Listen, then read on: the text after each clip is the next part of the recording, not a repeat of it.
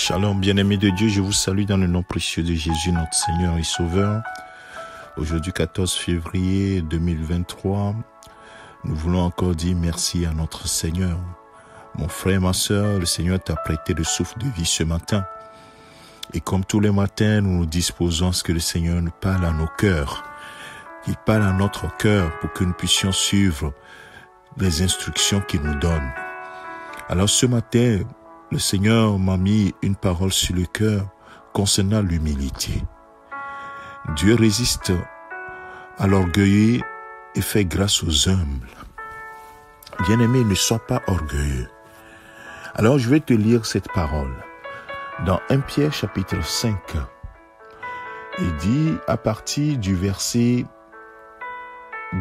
5, je vais te situer le contexte tout à l'heure, jusqu'au verset 7.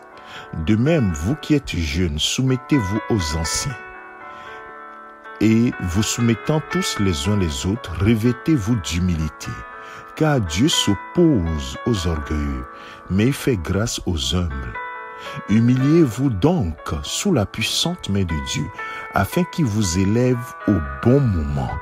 Dans la version Louis II, on ajoute le verset 7, il dit « Et déchargez-vous sur lui de tous vos soucis, car lui-même prend soin de vous. » Oh, bien-aimé de Dieu, cette nuit j'ai fait un rêve, et en me réveillant, en priant, le Saint-Esprit m'a dit « Parle de l'orgueil et de l'humilité. » Et ce matin, je ne sais pas à qui je parle, mais toi qui m'écoutes et qui choisis dans la parole de Dieu, qui semble être plus intelligent que Dieu, qui semble être assez confiant en toi-même, fais attention.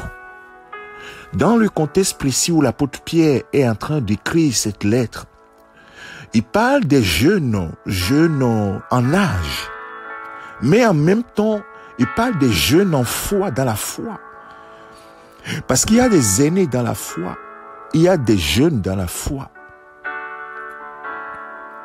Et les jeunes dans la foi doivent, selon les principes divins, se soumettre aux anciens dans la foi.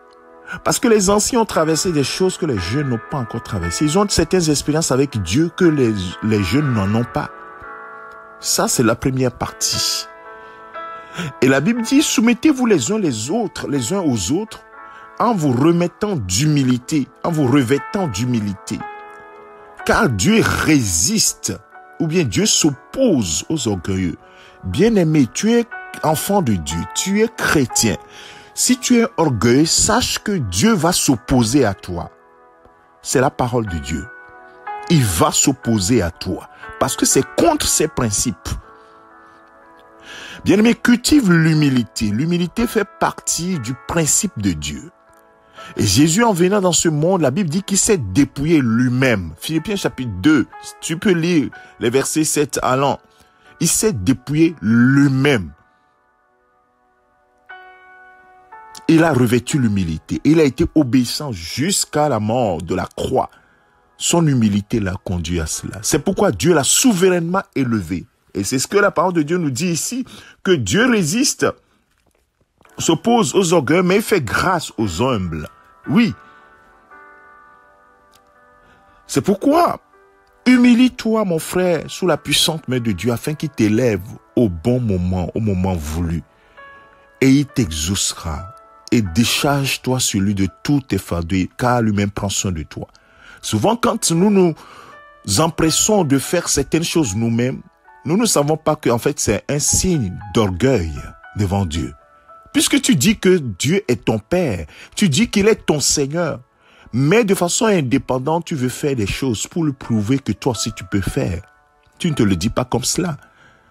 Mes frères, ma sœur, c'est un signe d'orgueil devant Dieu. L'humilité se soumet totalement à Dieu, se confie totalement à Dieu. L'humble se confie totalement, s'abandonne totalement, puisque lui-même, il dit, vous ne vous appartenez plus, vous m'appartenez. Et tout ce qui vous concerne me concerne. Alors mon frère, ça veut dire que si toi-même tu prends en charge ta vie, c'est un signe d'orgueil. Oh, ce matin, à qui est-ce que le Seigneur parle?